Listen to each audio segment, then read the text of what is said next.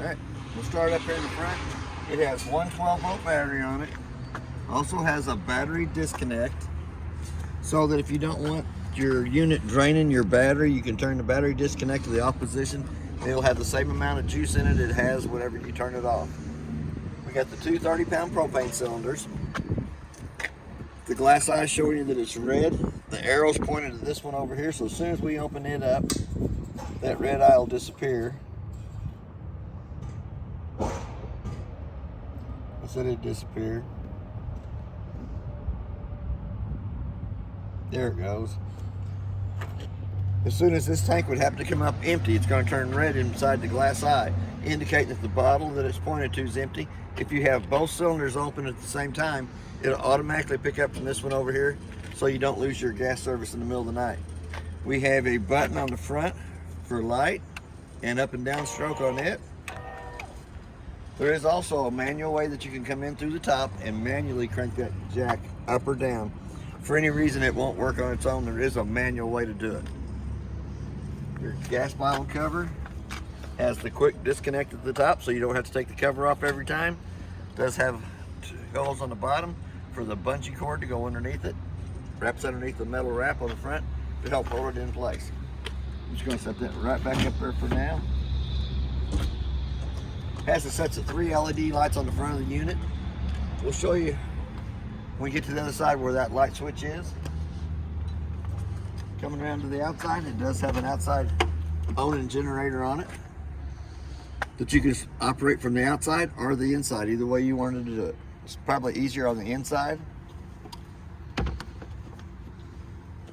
The front dump on the unit is for the bathroom shower and sink only. You got your exhaust pipe coming off for the generator. Then our next dump station here in the back, the 3-inch valve in the front is your toilet water. The 2-inch valve in the back is your kitchen sink water only. It is a 30-amp service. Plug straight on, tighten up the black knob to hold it in place. Cord's about 25 foot long. We also have a satellite hookup and a park cable hookup on the outside. So that if you're at a park that has cable, you can hook to that and they'll have the same cable that the park does. Or if you buy the satellite dish that sits out beside the unit, you have whatever you can pick up on your satellite dish. Outside of the refrigerator's next, since it is vented through the top and bottom, this is where your controls are. It works 12 volt, 110 and propane. The only thing it really does on 12 volt is, for any reason it loses 110 power coming to it, it'll automatically kick it over and light it on gas. Hot water heater is gas and electric. The electric switch is in the lower left-hand corner on the outside. The gas switch is going to be on your monitor panel on the inside. Before you turn on either source of heat, you want to pop the pop-off valve, make sure that you have water coming out of the top of it before you turn on electric or gas on the inside. Also has a drain hole down here at the bottom. It's a 16 socket, takes it in and out. It is also called an anode rod. What an anode rod does is it draws all the impurities from the water inside the tank, eats up that rod instead of eating up the inside of the tank. Every time you drain the tank, you can look at it and see anytime the steel rod in the center short, it's time to replace it. We also have our 2 low water drain points right in front of the axle. The blue side is the cold side of the water system. The red is the hot side of the water system. Then we're going to come right inbound behind that. The 2-inch white valve is the drain for the freshwater tank. The 2 hoses hanging down let air come out of the tank while that you're filling it. But the white valve is where it drains at. Next is the outside of the furnace. It's going to suck cold air in the top, hot air out the bottom. I always suggest putting a mud dauber screen over the outside of the furnace. Once it's been lit on propane, for some reason mud daubers love that smell. They'll go right to it. They'll build their little dirt nest on the inside of your chambers and causes your furnace not to vent properly. Freshwater tank fills at the top. Black tank flush that you can hook to with the water hose and regulator. After you've dumped your black tank, leave your valve open, hook a water hose and regulator to this right here, turn water pressure onto it. It's got a little aerator on the inside that spins around, helps clean more of the debris out of the inside of the toilet tank only. Then you also have your city water connect that you can hook to with the water hose and regulator. And then down at the bottom, you do have a port spray hose in the front compartment on the front side of the unit. Comes on here, goes in, makes a quarter of a turn, tightens up, and gives you cold water on this side of the unit only. You also have the lug nuts are torqued at 100 foot-pounds. It's what's recommended on the side. And the tires are air for pressure, which is 80 pounds on the side of these cold. The next connection back is where you put your unleaded fuel in for your toys. Do have a hole coming through here to the side that cranks your spare tire down. It's a 3/4 inch socket. And then there is a vent on either side, one on the back corner and one on the top corner on the front side. So that when you have a toy in the back of the toy hauler that has gas in it, it will ventilate that gas out of the unit. We're gonna come around to the back. It does have the 2 locks on either side in the back. You have 2 docking lights up at the top. We also prep for a backup camera on the back of it. As we come around this side over here, it does have stabilizer jacks on it that you can run down. Sometimes one of the jacks will come down, and then the other one comes down and they hit the ground, and they lift evenly. They won't level the trailer from side to side. All they do is stabilize the trailer while you're walking through it.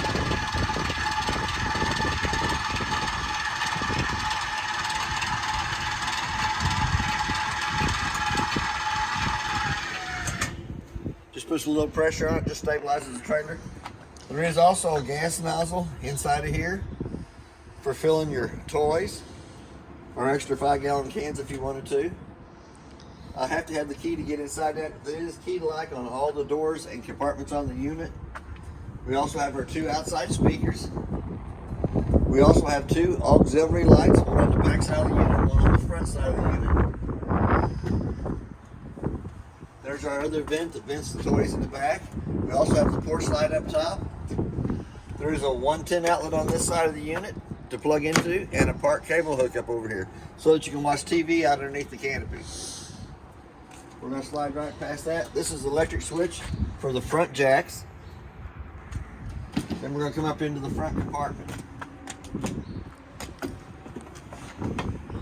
Black hose that goes into the port spray on the other side that gives you cold water on that side of the unit only. The brass colored handle with the slot in the end of it does your 2 stabilizer jacks front and back on the off door side. For any reason they won't work on their own, there is a manual way to crank them up and down.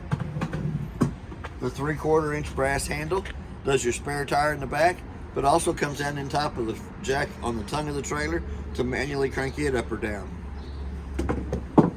The unit is prepped for an inverter. It doesn't have the inverter in it, but it is prepped for it. We have a solar panel disconnect, digital solar panel readout, compartment light with a USB port on it on the outside, and a tire monitoring system. All the compartments are key to lock. It does work the lock on the door and deadbolt, but all your outside compartments use the same key, which makes it pretty easy. You only got 1 key to mess with. Here again, we're going to come out. We're going to open the door fully extended. Now we're going to go to the inside. It does have a working fire extinguisher on the left-hand side as we step in. We're going to come up and show you how the vent works on the side. Kind of lift out on it, slide it over. Allows cold air to come in the front. Has one in the back corner on the off-door side of the back of the unit. It just, if the toy that you have in here has gas, it just ventilates and sucks the gas fumes out. Just pull it back up, lock it into place. We're going to go back to the monitor panel. I left the tanks what they are. You have your battery. Shows you that it's fully charged. And it is fully charged because we're not plugged into the 110 line either.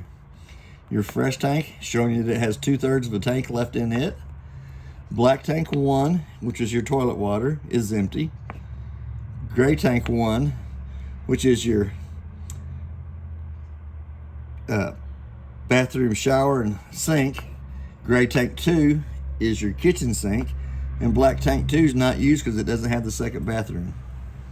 And they're all marked here on the yellow paper, showing you exactly what they are and how they work. We're going to come down here to the bottom for the slide room, in and out. which is your bedroom slide. You want to make sure there's nothing up against that or nobody's parked up against it before you run it out.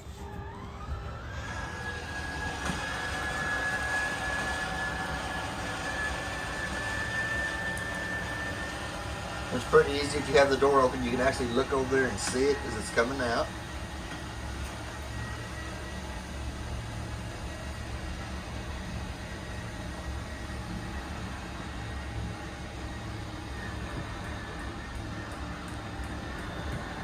Anytime you want to stop, all you gotta do is let off the button, or you just keep pushing the button until it goes all the way out and it shuts off automatically. The next one over is for the awning on the front of the unit to extend it out. I don't think I can get it all the way out because of the trailer in front of me, but I'll run it out as far as we can.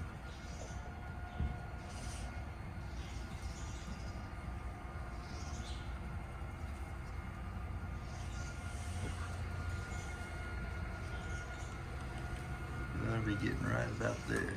On the bottom of each one of the awning arms, there is a pinch point that you can pull down that changes the pitch of the awning from the front to the back. So that if it's misting rain while you're outside underneath the canopy, if you wanted to pull it to where it's away from the door, I'd pull the one on the back, or you can pull the one on the front. Either way you want to do that. We're going to come back up to the blue buttons up here on top. The first one is the water pump. It turns the water pump on between the freshwater tank and the faucets. The second one is the LP, the gas side of your hot water heater. When you turn it on, the little red light's going to come on. It's going to stay on for about a minute. Once that red light goes off, the hot water heater will go through 3 lighting processes to light on gas. For any reason it does not light on gas, that little red light's going to come back on, indicating that it did not light. I always like to come in and light the kitchen stove first to make sure the kitchen stove pulls gas back to all the appliances before I try to light it on gas. But it just lit because I can hear it on the outside. Cabin lights is your center row of lights through the living and kitchen area. Then we're going to go back to our auxiliary lights, which is the lights on the front and back of the unit. I call them scare lights. Then you got to come down to the bottom. You got your cap lights, which are your 3 LED lights on the front of the unit. Then our porch light is our amber light right here by the front door. Then our awning lights is the set of LED lights underneath the awning on the front of the unit. And our second auxiliary light is going to be the 2 on the very back of the toy hauler, by where the back door lays down. We got one more light switch. It says auxiliary, and it is actually the red lights underneath the trailer that light up and give you the different coloring. We're going to come back to the inside again. You have 2 inside speakers. This is going to be zones 2 on your stereo. This little light switch here turns the 2 LED lights above the top bed on. You can come down here and scroll through what your services are. Services are none. There's your hot water heater, your refrigerator power, your AC in the rear, AC in the front, your amperage, and service none. We have a switch over here to the right hand side of that cranks your bed up and down, runs it. We're going to go through a little video of it here in just a little bit. We're going to come back to the thermostat. The thermostat right underneath that switch actually operates your AC in the front and your furnace. So we're going to go to our fan speed. We got auto, high, and low.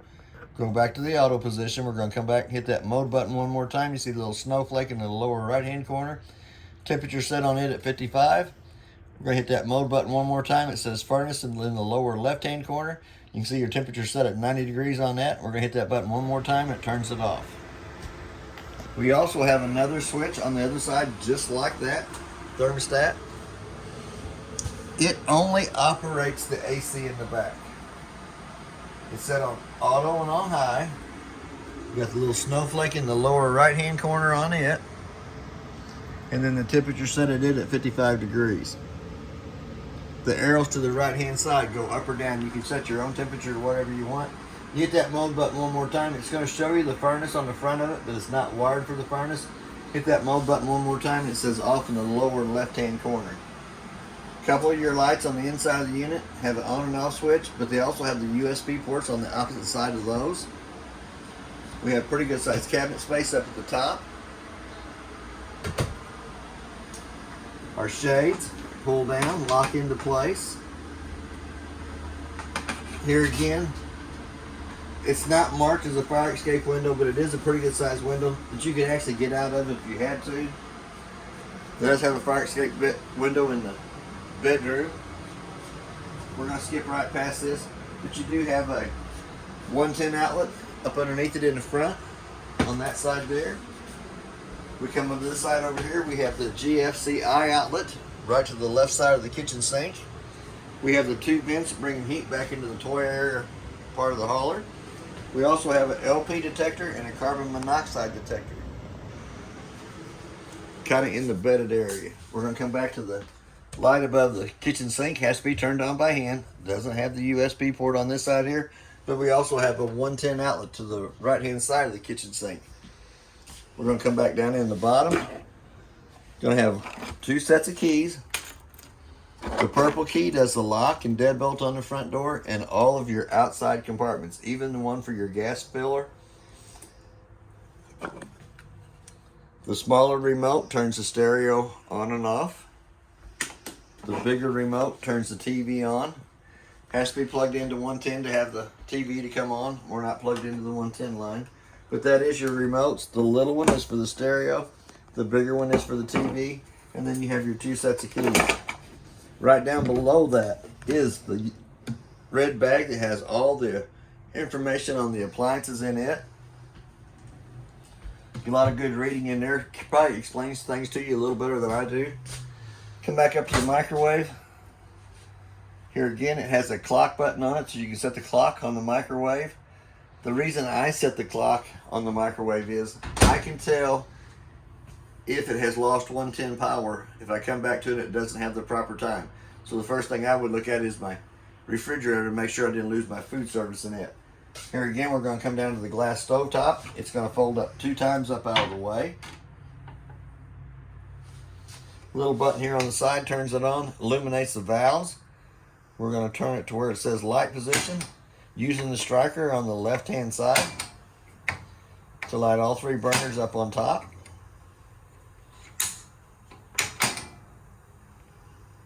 Not too bad. We do have the switch we can turn down so it gives us a light in the oven. It is an air fryer oven. We're going to hold it there for just a little bit. Then we're going to go ahead and crank the temperature up on it. Actually, it has to have the trailer plugged into 110 for it to work. But we're imagining it's working. We're imagining it working. Because we're really excited because it's an air fryer. But it is one of the first ones in the RV industry that is an air fryer. We're going to come back to the top of the refrigerator. The refrigerator top is where your controls are. To turn it on and off, all you have to do is hit that one in. It goes to auto position right off the bat. This is the 110 side of it. If you wanted it off of electric over to gas, you'll just push that button there and let it pop out. Then it will go through 3 lighting processes to light on gas. For any reason it does not light on gas, that little check light right here at the top is going to come on. So we'll let that sit open for a minute because I'm pretty sure it's going to come on.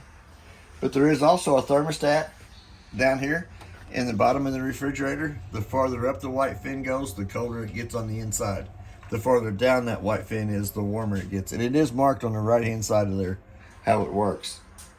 We also have the 2 little travel locks, so when you're not using the refrigerator, that comes in, hooks right there beside the door, comes up and clips in place, holds the door open in just about 1 inch wide. That way that all the moisture that's on the inside of the refrigerator can dry out on its own. If you shut it up with the moisture in it, it will mildew everything that's white on the inside. Here again, we're going to come back up. It did light on gas. For any reason it does not light on gas, that little check light's going to be on, so I'm going to push that right back off. I'm going to turn that button off since we're not plugged into 110.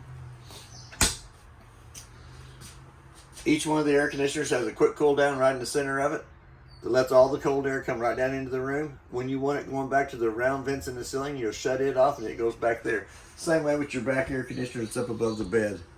We also have a smoke detector in the unit. We also have a camera prepped so that you can watch your toys in the back of the unit while you're driving down the road. Light switch on the left hand side as we come in. The brown vent at the floor brings heat into the master bedroom area. We have a 110 outlet on the left side of the bed. The two lights above the head of the bed have to be turned on by hand. They have a little push button there, but they also have a USB port on each one of those there. Also has the fire escape window in behind the mattress. Slip cover to cover over the mattress. We also have our button for the generator prep on the inside to turn the generator on the inside so you don't have to go out into the rain to turn it on. We have a 110 outlet on either side of the little cubby hole here. We also have a cell phone charger on the left hand side. And we also have dual USB ports on the right hand side. Does have quite a bit of storage down below.